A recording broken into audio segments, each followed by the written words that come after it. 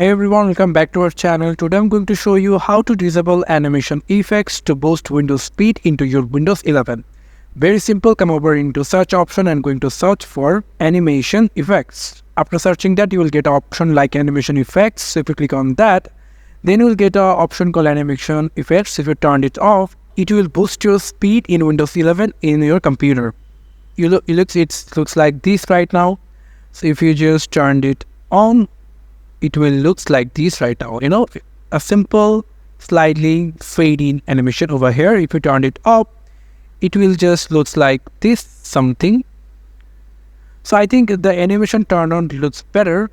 If you want to boost your computer or laptop performance, then you can slightly turn it up. It will boost your small performance into your Windows 11. So thank you so much for watching this video. I hope to see you in other videos. Till then, goodbye.